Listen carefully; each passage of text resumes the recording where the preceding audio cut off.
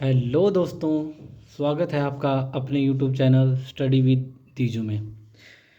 दोस्तों, percentage topic जो है वो हमने स्टार्ट किया हुआ था और परसेंटेज टॉपिक की 4 क्लासेस जो है वो हो चुकी है। तो दोस्तों, उसी क्लासेस को अब हम आगे चलते हुए थोड़ा बेसिक से एडवांस की तरफ चलते हैं। तो जिन्होंने अपना प्रीवियस वीडियो नहीं देखे हैं तो प्लीज़ आप प्रीवियस वीडियो ज़रूर देख लेना, क्योंकि इसमें बहुत अच्छा सिखाया हुआ है। और इस लेक्चर्स की वीडियोस की आपको पीडीएफ जो है वो पीडीएफ जो है हमारे टेलीग्राम ग्रुप #StudyWithDiju में मिल जाएगी। तो आप वहाँ से जाके पीडीएफ को डाउनलोड कर लीजिए। तो बढ़ते हैं, चलो अपने क्वेश्चन की तरफ। तो क्वेश्चन है, when income of a man is increase by 6,000 then tax rate reduce from 18% to 15%, while in both the situation 25% income is tax free. Find the initial income if he paid equal tax in both cases. तो दोस्तों, question में कह रहा है कि जब किसी इंसान की जो इनकम है वो 6,000 बढ़ जाती है तो उसके अंदर जो पहले टैक्स की रेट 18% लग रही थी वो अब 15% लग रही है। While in both the situation, उन दोनों ही सिचुएशन में जो है 25% इनकम इज टैक्स फ्री। जो 25% इनकम है ना वो टैक्स फ्री है। तो हमसे पूछा गया कि उसकी जो इनिशियल इनकम थी ना वो क्या है, अगर वो इक्वल टैक्स, अगर वो पहले भी उतना ही टैक्स देता था, यानी कि जब उसकी इनकम कुछ थी पहले जो थी 18% पे तब भी उतना टैक्स दे रहा था, और जब उसकी इनकम 6,000 बढ़ गई है तब भी वो उतना ही इनकम टैक्स उसका जो है वो टैक्स दे रहा था। तो दोस्तों, इस क्वेश्चन को करने के लिए हमारे पास इस क्वेश्चन के 2 मेथड है। एक जो मेथड है वो होगा एक्स मानकर करेंगे और दूसरा जो है वो शॉर्टकट मेथड होगा। तो बढ़ते हैं अपने क्वेश्चन की तरफ, आइए। तो पहले हम इसको एक्स मानकर करेंगे पहले वाले क्वेश्चन को। When income of a man is increased by 6,000, let initial income, मान लेते हैं हम जो उसकी इनिशियल इनकम थी ना वो उसकी थी एक्स, ठीक, और उसकी जो फाइनल इनकम हुई है ना, फाइनल यानी कि बढ़ने के बाद, वो ही है एक्स तो थी, अब उसके ऊपर 6,000 उसे मिलने लग गए थे, ठीक। क्वेश्चन में भी ये कहा गया कि उसकी 6,000 जो है उसकी इनकम इंक्रीज़ हो जाती है। तो दोस्तों, आइए देखते हैं। और इसके अंदर एक चीज़ और ये कही गई थी कि दोनों ही केसों में जो है 25% जो इनकम है वो टैक्स फ्री है। यानी कि एक चीज़ और देखिए, अगर 25% इनकम जो है वो टैक्स फ्री है तो यानी कि जो टैक्स लगेगा वो 75% इनकम पर ही लगेगा, क्योंकि 100% माइनस 25% इज इक्वल टू 75%, यानी कि जो टैक्स लगेगा वो सिर्फ 75% पे लगेगा। तो आइए देखते हैं। तो x और x प्लस 6,000, x पे लग रहा था 18% और इस पे लग रहा है 15%। क्वेश्चन में आप देख लीजिए कि जब उसके स्टार्टिंग में 18% लग रहा है और फिर उसके बाद जब उसकी इंक्रीज हो गई है 6,000 तो उसके बाद लग रहा है 15%। तो आइए देखते हैं। दोनों ही केस में कहा है, दोनों ही केस में वह जो टैक्स जो देता है ना, जो टैक्स देता है वो सेम देता है, इक्वल, यानी कि इस पे जितना टैक्स होगा उतना ही टैक्स इस पे मिलेगा, यानी कि ये दोनों आपस में इक्वल होंगे। तो आइए देखते हैं। इनकम थी एक्स, ठीक, 25% इनकम है वो है टैक्स फ्री, यानी कि एक्स का 75/100, यानी कि इतने परसेंट इनकम पे टैक्स लग रहा है, इतने परसेंट इनकम पे हमें टैक्स मिलेगा। यानी कि जो एक्स अगर हमारे पास कुछ भी है ना, कुछ भी है, उसकी 75% पर जो है हमें टैक्स मिलेगा। और उसके बाद ये कह रहा है इसके टैक्स कितना लग रहा है 18%, इस पे लग रहा है 18%। दोनों ही केस में, यानी कि जो ये हमारा आया है ना, ये जो हमारा आया है ये x × 75 अपन ये जो आया ना ये हमारा, ये हमारा टैक्स आ गया है, यानी कि ये इतना, ये जो लास्ट में कह रहा है ना ही पेड इक्वल टैक्सेस, यानी कि इस तरफ का हमारा ये टैक्स आ गया है। अब हमें दूसरा देखना है, तो दूसरे पे लगेगा x प्लस 6000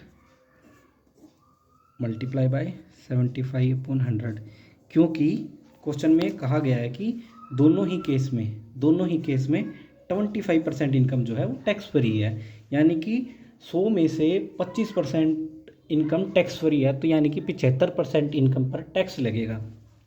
जो उसकी नई इनकम है ना, नई इनकम फाइनल इनकम वो है ये, यानी कि x plus 6000 into 75/100 multiply by, अब इस पर कितना टैक्स लग रहा है, इस पे लिख रहा है 15%, यानी कि 15/100।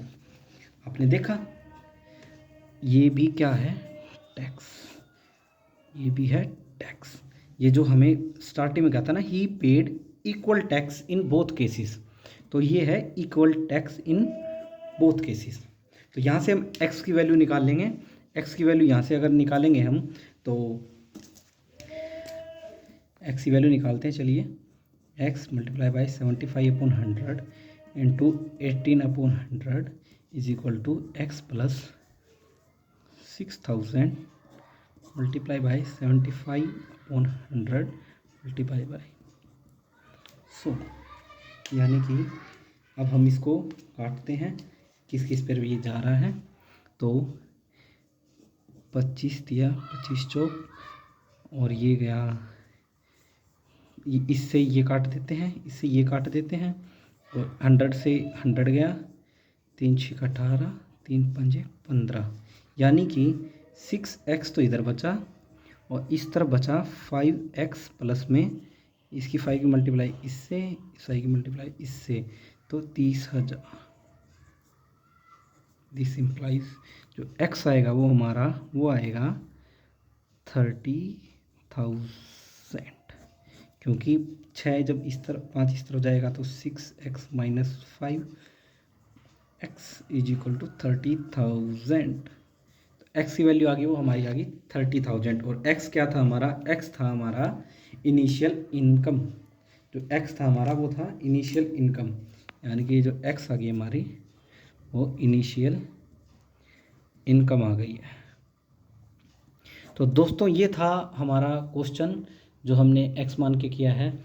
अब इसी ही क्वेश्चन को मैं आपको एक शॉर्ट मेथड से सिखाऊंगा। अगर आपको मेथड समझ में नहीं आ रहा है तो थोड़ा आप उसको कोशिश करना कि उस मेथड से हो जाए, क्योंकि बहुत इजी मेथड रहेगा आपके लिए। तो आइए शुरुआत करते हैं उस मेथड की ओर। देखिए शॉर्टकट मेथड, देखिए दोस्तों x थी हमारी इनिशियल इनकम, उसके बाद होगी x प्लस 6000, ठीक है। तो दोस्तों देखिए हमें क्या कहा गया है कि हमें कहा गया है कि इनिशियल इनकम पे था वो जो था 18% जो है ना, 18% जो था हमारी जो पहले की संख्या थी ना 18%, उस पे लग रहा था हमारा, ठीक है। तो 6,000 बढ़ने के बाद जब उसके ऊपर उस इनकम पे 6,000 जो राशि 6,000 जो है ना उस इनकम पे 6,000 रुपये और बढ़ गए हैं, तो उसके बाद जो है उस इनकम पर 15% टैक्स लगता है, यानी कि जो एक्स है ना, इस एक्स पर 18% जो है वो लगता है। अगर 18% लग रहा है, अगर आप सोचिए कि इस 18% की बजाय अगर इस एक्स पर 15% लगता, तो यानी कि 18% माइनस 15% बराबर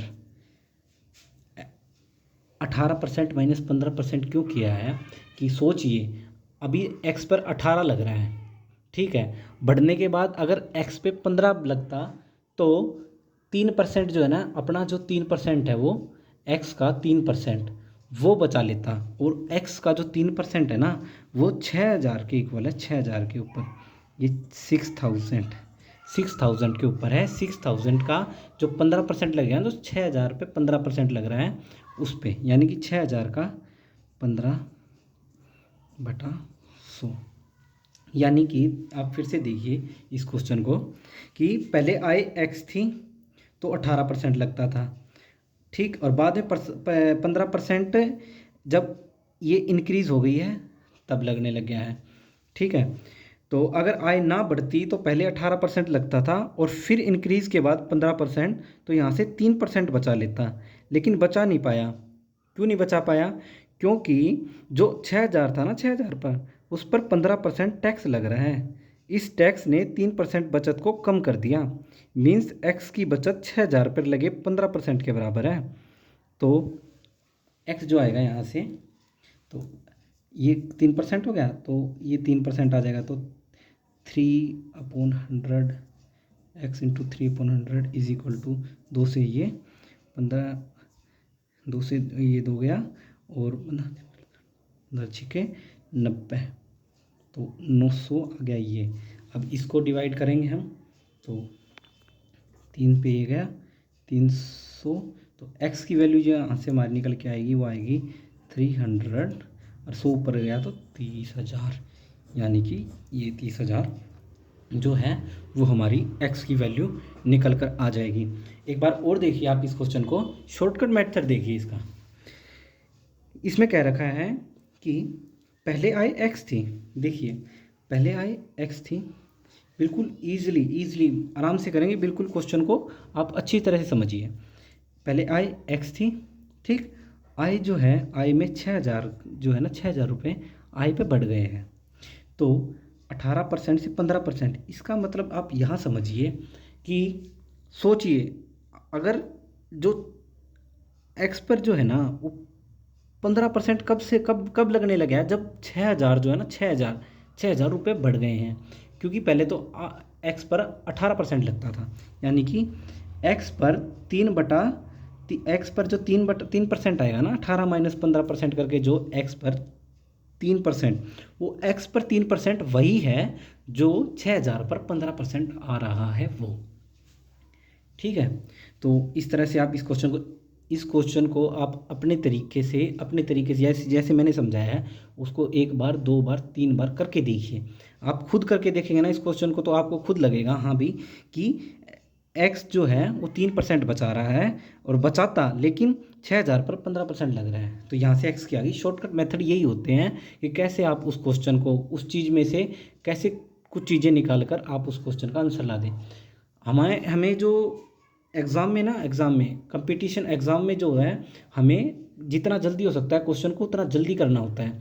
ये नहीं है कि हम x मान के y मान कर उसके बाद ये चीज़ देख रहे हैं। इस क्वेश्चन के मैक्सिमम 30 सेकंड, ज़्यादा से ज़्यादा 40 सेकंड में क्वेश्चन हो जाएगा। इस मेथड को आप समझिए। यहाँ से समझ नहीं आ रहा है, अगला क्वेश्चन और करते हैं हम।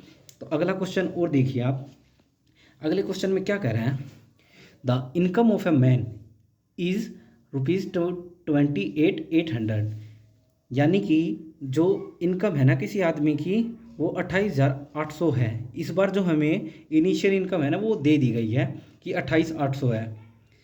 अब कह रहा है कि उसकी इनकम जो है इंक्रीज़ हुई है, यानी कि पिछली बार 6,000 दी हुई थी, लेकिन इस बार वो कह रहा है कि उसकी इनकम जो है इंक्रीज़ हुई है, यानी कि 28,000 दे रखी है, 2800, तो उसकी इंक्रीज़ हुई है। और जो उसकी टैक्स रेट है ना वो 12% से 10% जो है वो रिड्यूस हो गई है। जैसे पिछले क्वेश्चन में था ना कि 18% से 15% हो गई थी, तो उसी तरह से 12% से 10% हो गई है। While in both the situation 30% income tax free, दोनों ही केस में जो है वो 30% इनकम है ना वो टैक्स फ्री है। Find the increase in initial income if he paid equal tax. वो कह रहा है कि उसकी इनकम में जो इनिशियल इनकम थी उसमें कितना इंक्रीज हुआ है, जबकि वह दोनों ही सिचुएशन में टैक्स जो है सेम देता है। जैसे ही क्वेश्चन में था ना, when he paid equal tax in both cases, देखिए he paid equal tax in both cases. तो आइए दोस्तों शुरू करते हैं इस क्वेश्चन को बनाते हैं। चलिए देखिए, इसको हम शॉर्ट मेथड से करेंगे। एक्स वाला तो आपको आ ही गया होगा, एक्स वाले क्वेश्चन पे, ठीक है, अब इसको हम सीधे डायरेक्ट शॉर्टकट मेथड है ना, शॉर्टकट मेथड को समझाता हूँ मैं आपको। इसका क्या है, अब इसको करते हैं पहले आए बाद में, यानी कि उसकी पहली आय जो थी वो और उसके बाद जो इंक्रीज़ हुई है वो, यानी कि इसकी जो पहले आय जो थी ना वो हमें गिवन है 28,800। ठीक है, बाद का हमें पता नहीं है कि उसके अंदर कितना इंक्रीज़ हुआ है, हमें वो इंक्रीज़ ही निकलना है। तो वो इंक्रीज़ जो है वो आया है 28,800 प्लस में एक्स, यानी कि यहाँ से जो एक्स है ना, ये एक्स किसको मान लेते हैं, लेट एक्स इंक्रीज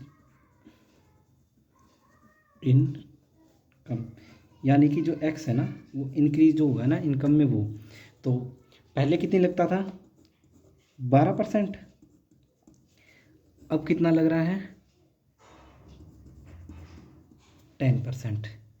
ठीक है, अब इसको आप करके देखिए कि 28,800 में 12% यहाँ, 10% यहाँ, जैसे कि हमने पीछे वाले क्वेश्चन में किया था ना कि यहाँ से 12% माइनस 10%, ये कितना आ गया 2%, यानी कि वो जो इंसान है ना, वो आदमी, वो 28,800 में से 800 का 2/100 जो है ना वो बचा लेता, लेकिन बचा क्यों नहीं पाया, क्योंकि उसको एक्स पे जो है ना वो 10% का टैक्स देना पड़ा था।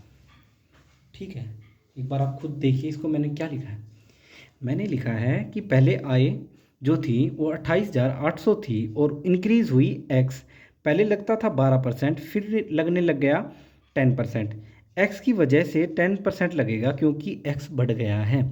जो 10% लग रहा है वो क्यों लग रहा है, क्योंकि एक्स बढ़ गया है, एक्स बढ़ने की वजह से ही तो 10% लगा है। तो अगर आय ना बढ़ती, अगर आय ना बढ़ती यानी कि जो एक्स है ना अगर ना बढ़ती, तो 12% की जगह अगर वो 10% ही देता, यानी कि जो ये 10% इस पे लग रहा है, सोचो अगर आय ना बढ़ती तो वो 10% इस पे, मतलब 12% में से 10%, सोचो 12% तो लग ही रहा था उसका, अगर 10% लगता तो वो कितना बचा लेता, कितना बचा लेता, वो 2% बचा लेता, 2% वो बचा लेता। ठीक है, कैसे बचा लेता, 12% लग रहा था, अगर 10% लगता तो 12 में से 10 गया तो 2% बचा लेता, यानी कि अपनी आय में से 2% वो बचा लेता, लेकिन बचा क्यों नहीं पाया, क्योंकि एक्स पे 10% लग रहा था, जो इंक्रीज़ हुई है ना उस पर 10% लग रहा था। तो अब इसको हम काट के देखते हैं कितना कितना आएगा, 100 से 100 गया और 10 से 10 गया, यानी कि जो हमारा एक्स की वैल्यू आएगी वो आएगी, एक्स बराबर आएगा 50760, यानी कि ये जो एक्स आया ना, जो हमारा एक्स, ये जो आया है हमारा, ये निकल के ये आ गया, यानी कि एक्स बराबर 5760, यानी कि जो हमारी इंक्रीज इनकम है ना वो 5760 आ गई है। ये जो बचत है ना हमारी, ये जो बचत है, ये जो बचत है, ये जो बचत, ये क्या है हमारी, ये क्या है, बचत ही तो है ना। आप खुद देखिए कि 12% लग रहा था और 10% वो अगर लगता तो हमें 2% की बचत होती, यही तो हमारी बचत है, यही तो हमारी बचत है, 28,800 का 2%, यही तो हमारी बचत है, क्योंकि एक्स पर 10% लग रहा है इस वजह से तो वो नहीं हुआ। इसी पीछे वाले क्वेश्चन में ये देखिए आप, ये देखिए यहाँ पे ये जो आया है, ये जो आया है एक्स का 3/100, यही तो हमारी बचत है। दोनों क्वेश्चन में same same to same question है, बस आपको थोड़ा काम करना पड़ेगा इस क्वेश्चन पर, क्योंकि जितना जल्दी आप इस क्वेश्चन को समझेंगे उतना ही आपको क्वेश्चन पेपर में एग्ज़ाम में करने में बहुत इजीली आप उस क्वेश्चन को कर लेंगे। ठीक है, तो बढ़ते हैं, चलो अब अपने अगले क्वेश्चन की तरफ। तो आइए दोस्तों देखिए अब अपना अगला question, the amount of work in a factory is increase by 50%, यानी कि किसी फैक्ट्री में जो कार्य है वो 50% बढ़ जाता है। By what percent is it necessary to increase the number of workers to complete the work in previous time. तो ये कह रहा है कि उस कार्य को प्रीवियस टाइम जो पहले टाइम दिया हुआ था ना, जैसे कार्य है वो 50% बढ़ गया, लेकिन कार्य बढ़ गया, कोई दिक्कत नहीं है, आप मजदूर और मजदूर बुलाइए जिससे कि कार्य जो है जो पहले टाइम दिया हुआ था ना उसी टाइम के अंदर कंप्लीट हो जाए। If the productivity of new labour is 25% more than previous. और अगर जो आप वर्कर जो लेकर आ रहे हैं ना, उन वर्करों की जो कैपेसिटी है ना काम करने की, वो जो पहले कर रहे थे, यानी कि पहले वाले अगर 100 कर रहे हैं ना तो उसका 25% ज़्यादा, यानी कि अगर पहले वाले 100 कर रहे थे ना तो जो नए लगाएंगे ना वो 100 का 25% ज़्यादा होंगे, यानी 100 का 25% यानी कि 25।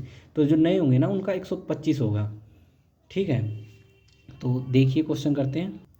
तो देखिए दोस्तों, सबसे पहले जब भी हमें कोई परसेंटेज दी हो तो हम परसेंट को फ्रैक्शन में कन्वर्ट कर लेंगे। तो ये कह रहा है कि 50% वर्क इंक्रीज, यानी कि 50% काम है वो इंक्रीज़ हो गया है, कार्य बढ़ा। ठीक है, यानी 50% किसके इक्वल होता है 1/2 के। यानी कि ये मैंने जो आपको सिखाया था, नीचे वाला होता है ओरिजिनल, ऊपर वाला होता है हमारा रिजल्ट, यानी कि 2 का 1, यानी कि पहले जो कार्य है 2 था, अब वो 1 बढ़कर 3 हो गया है।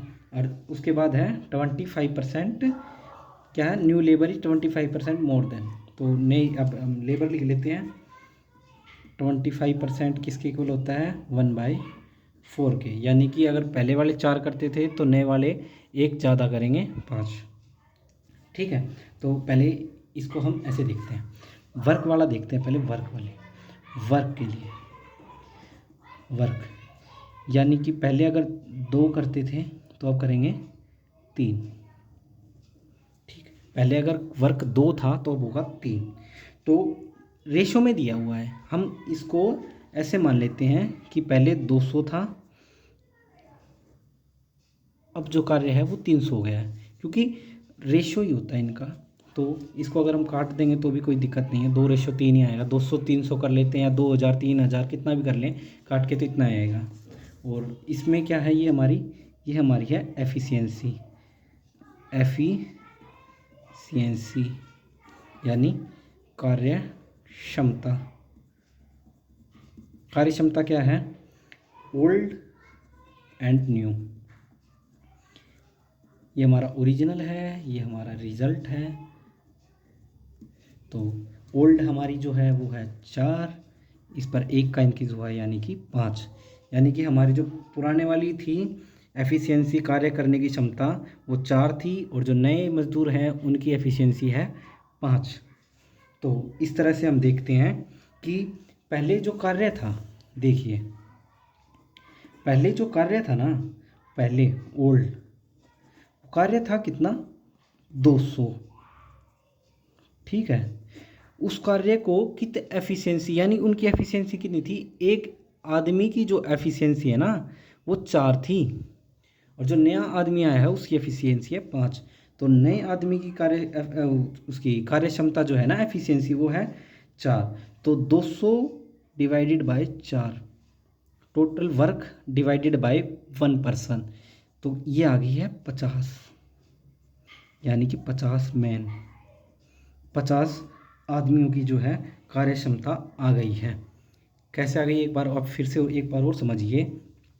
हमारे पास जो है एक आदमी की कार्य क्षमता दी हुई है और टोटल वर्क दिया हुआ है। सोचो आपके पास ये कह दे कि 200 काम है, हमें किसी व्यक्ति से 200 काम करवाना है, किन्हीं लोगों से 200 कार्य करवाना है, और एक व्यक्ति जो है 4 कार्य कर सकता है, तो 200 कार्य को कितने व्यक्ति करेंगे, तो 200 कार्य को 4 की एफिशिएंसी से 50 आदमी करेंगे। ठीक है, तो ये आ गई हमारी एफिशिएंसी कि हाँ भाई इतने मैन, यानी कि 50 आदमी इस कार्य को करते थे। ठीक है, और उसके बाद कह रहा है कि देखिए 200 कार्य था, अब कार्य बढ़ गया है 100, यानी कि कार्य बढ़ गया 100, क्योंकि 200 था, 200 कार्य था, अब हो गया है 300, यानी कि 100 कार्य बढ़ गया है। तो ये जो 100 कार्य है ना, ये 100 काम है, जो 100 काम, ये जो 100 काम है, ये काम एक्स्ट्रा मैन करेंगे, जो एक्स्ट्रा आदमी आएंगे ना वो करेंगे, क्योंकि 200 व्यक्ति तो अपना कार्य कर ही रहे थे। अब जो 100 काम बढ़ गया ना, वो 100 काम बढ़ गया है, जो हमें नए व्यक्ति लगाने हैं ना, वो नए व्यक्ति एक्स्ट्रा मैन वो करेंगे। पुराने वाले व्यक्ति हैं उनकी एफिशिएंसी तो उतनी ही है, अब जो नए वाले व्यक्ति है ना उनकी एफिशिएंसी है वो देखनी है, क्योंकि नए वाले की बंदों की एफिशिएंसी है वो है 5। तो दोस्तों एक बार और देखिए, आप इस क्वेश्चन को ध्यान से देखिए, जितना मैंने कराया उतना आपको समझ में आया।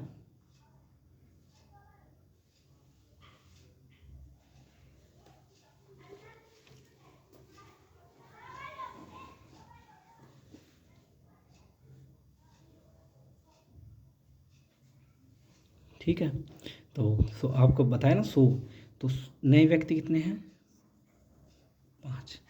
ठीक है, तो जो 100 काम है ना, 100 काम वो हमारे जो नए व्यक्ति है ना वो करेंगे। तो 100 कार्य 5 की एफिशिएंसी से 20 आदमी करेंगे, एफिशिएंसी 1%, यानी कि एक इंसान जिसकी कार्य क्षमता 5 है, ठीक है, और टोटल कार्य है 100, तो बताइए कितने व्यक्ति उस 100 कार्य को करेंगे जब एक व्यक्ति कार्य क्षमता 5 है, यानी कि एक व्यक्ति 5 कार्य करता है, तो 100 कार्य कितने व्यक्ति करेंगे, यानी कि जो 100 कार्य है ना वो 20 व्यक्ति करेंगे, तो 20 मैन हैं उस 100 कार्य को करेंगे।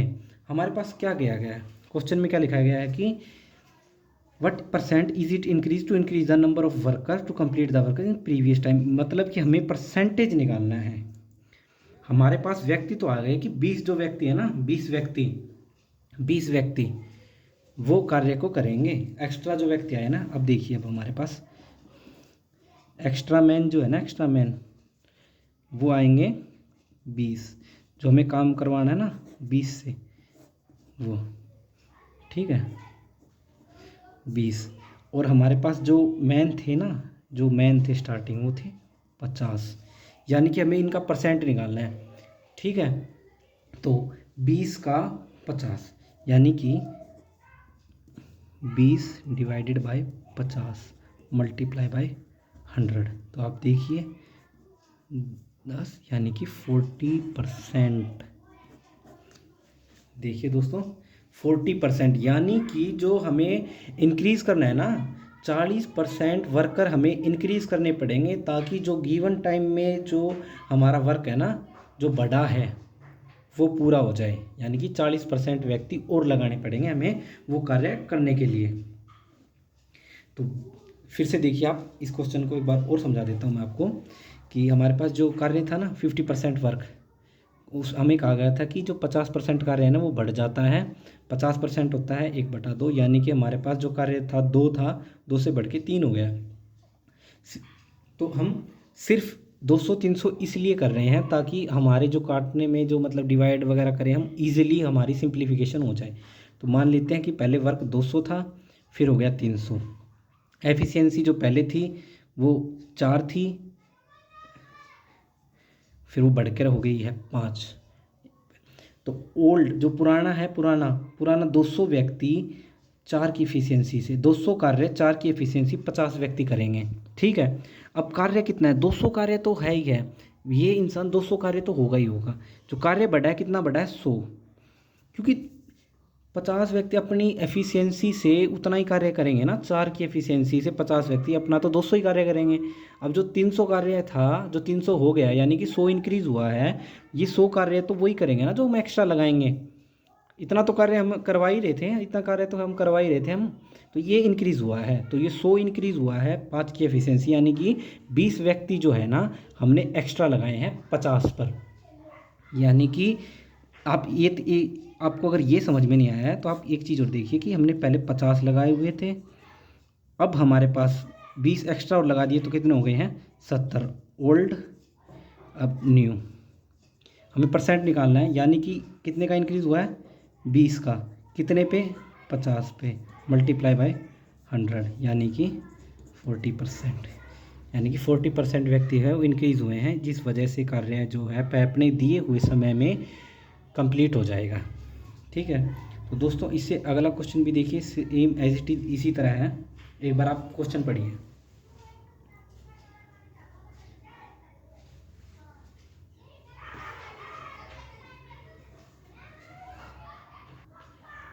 दोस्तों, ये क्वेश्चन को करने के लिए आपको एक चीज़ जानना बहुत ज़रूरी है।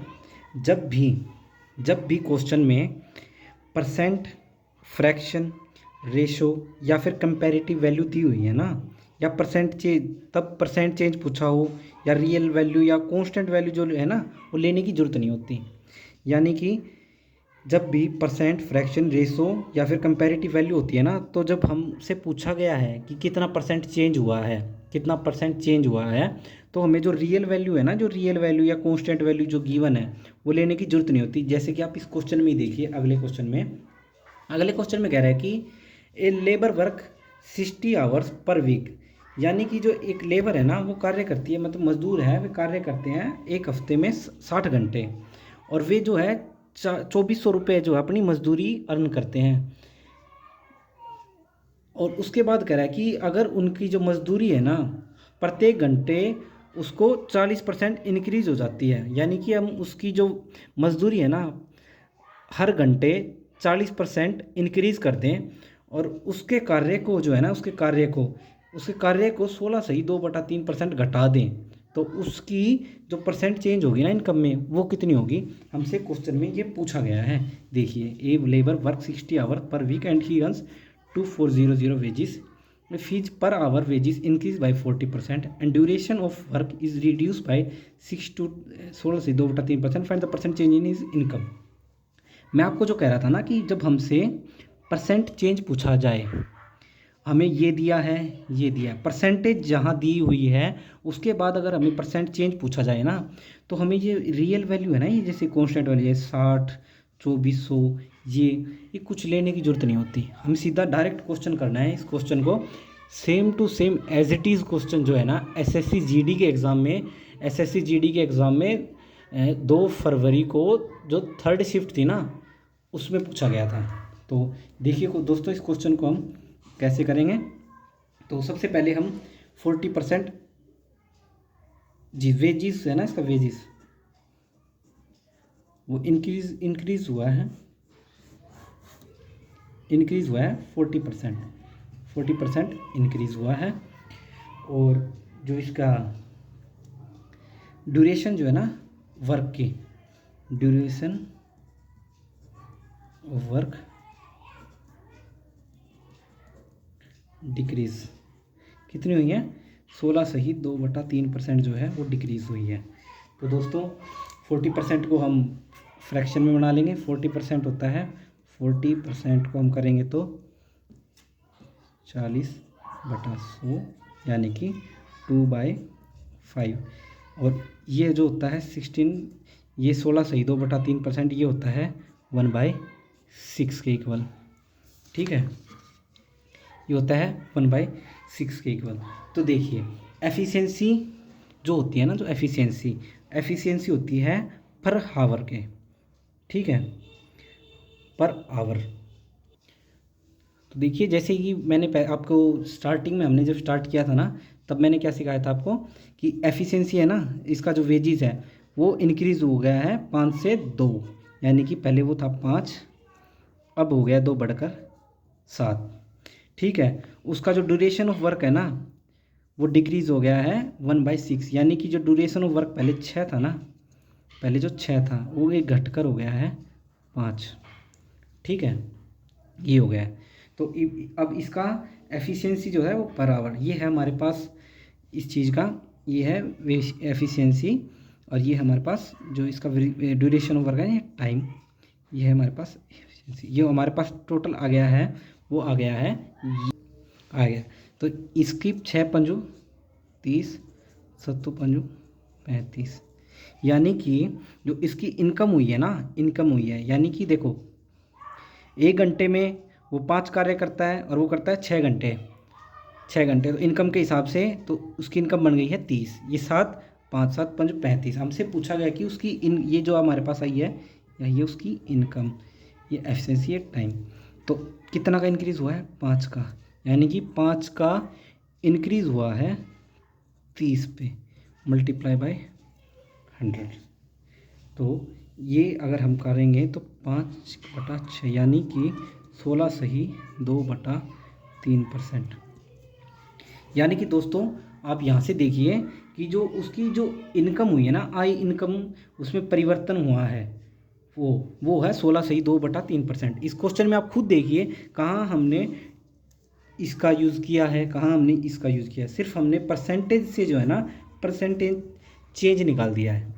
तो दोस्तों ये question same as it is पूछे जाते हैं आपको एग्ज़ाम्स में।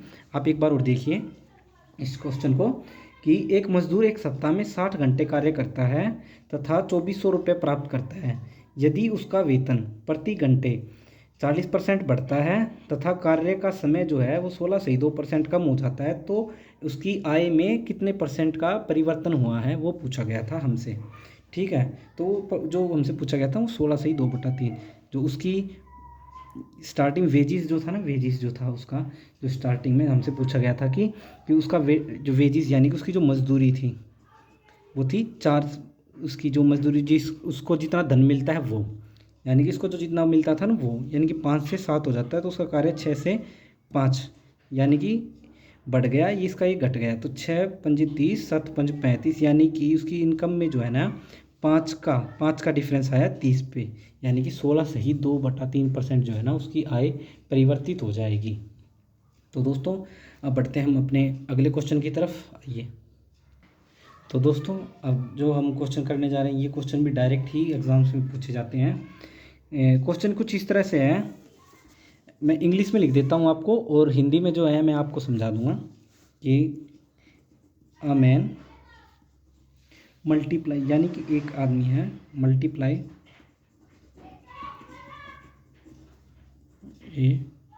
तो दोस्तों क्वेश्चन कुछ इस तरह से था कि एक व्यक्ति किसी संख्या को 3/5 के स्थान पर 7/4 से गुणा कर देता है, उसके परिणाम जो उसका जो रिजल्ट है ना उसमें कितने परसेंट का इंक्रीज या डिक्रीज हुआ है वो।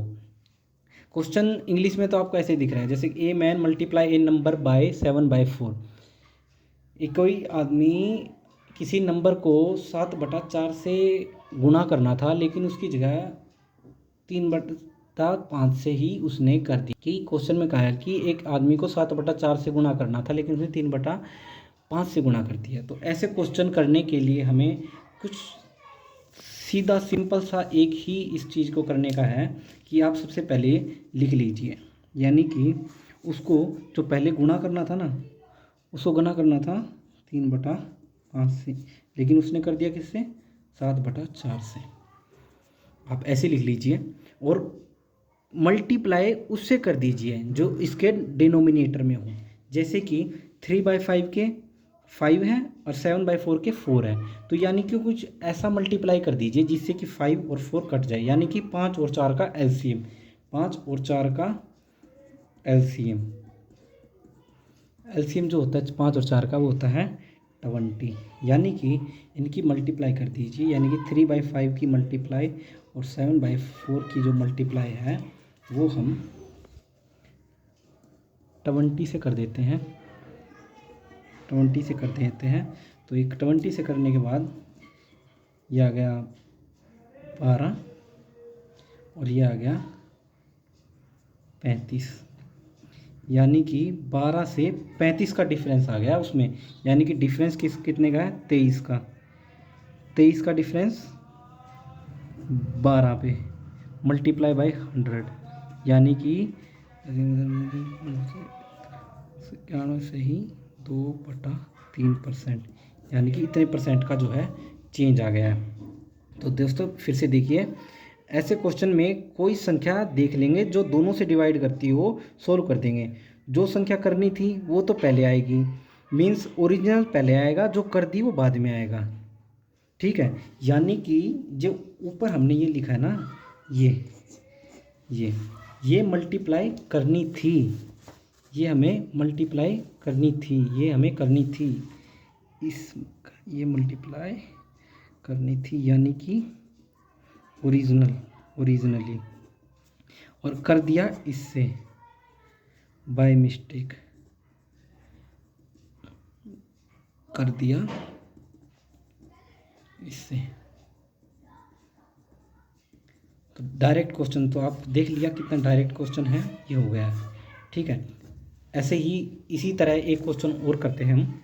तो नेक्स्ट क्वेश्चन देखिए कि a student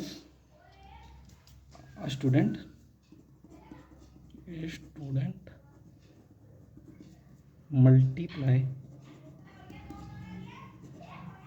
A number by 3/5 instead of 5/3 percent error find. तो हमें परसेंट एरर फाइंड करना है कि कितना हुआ है, यानी कि करना था इससे, कर दिया इससे, यानी कि हमें जो करना था 5/3 से कर दिया हमने 3/5 से, यानी कि करना इससे था कर दिया इससे, यानी कि ओरिजिनल जो था ना वो हमारा था 5/3, बाय मिस्टेक हमने कर दिया 3/5 से। तो इसी तरह 3/3 का एंड 5 का एलसीएम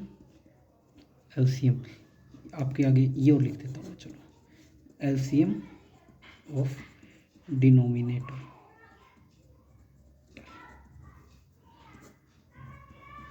हर का लघुत्तम समावर्तक।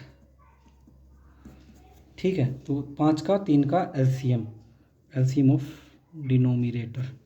तो देखिए एलसीएम जो 3 का और 5 का एलसीएम आता है वो आता है 15।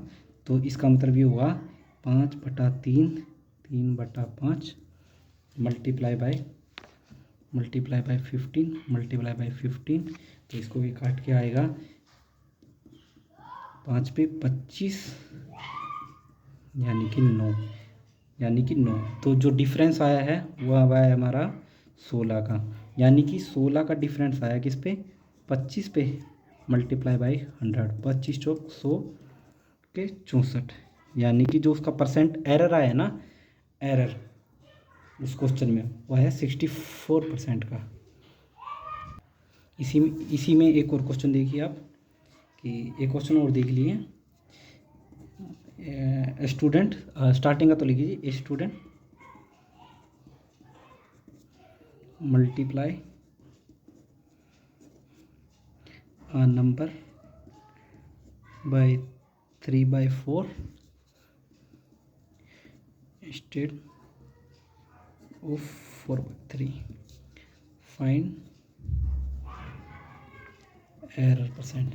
यानी कि 4/3 से करना था और 3/4 से कर लिया, डायरेक्ट कीजिए। अब एग्ज़ाम में जैसे आए तो एग्ज़ाम में आपको सीधा डायरेक्ट ही कर देना है, 4/3 ऐसे लिखना, 3/4 ऐसे, इन दोनों का एलसीएम कर देना है, 3 का और 4 का, 3 का 4 का जो एलसीएम होता है वो होता है 12, तो 12, तो यानी कि वो नंबर जो है 3 चौक 12 16, डायरेक्ट देखिए आप, 16 से वो जो नंबर हो गया ना 4, तो यानी कि 16 से जो है वो 9 हो गया है। ठीक है, अब इसका परसेंटेज एरर जो है वो निकालना है हमें। तो परसेंटेज एरर इसके बीच का डिफरेंस आएगा 7/16 multiply by 100 is equal to 700/16। इसका हम सिंप्लीफाई कर देंगे तो ये हमारा आंसर आ जाएगा। तो दोस्तों इसी तरह से और क्वेश्चन जानने के लिए और अच्छा सा परसेंटेज टॉपिक को अब हम नेक्स्ट हमारी क्लास में स्टार्ट करेंगे। तो वीडियो में बने रहने के लिए आपका धन्यवाद, थैंक यू। लाइक सब्सक्राइब जरूर करके जाएं। होप आपको अच्छा लगा होगा ये session. Please follow and subscribe study with Diju, thank you. और ये वीडियो की जो आपको पीडीएफ है, इस वीडियो की जो पूरी पीडीएफ है सॉल्यूशन की, वो आपको टेलीग्राम पर मिल जाएगी। उसका लिंक मैं डिस्क्रिप्शन बॉक्स में दे दूँगा, तो आप वहाँ से जाकर डाउनलोड कर लीजिएगा। Thank you.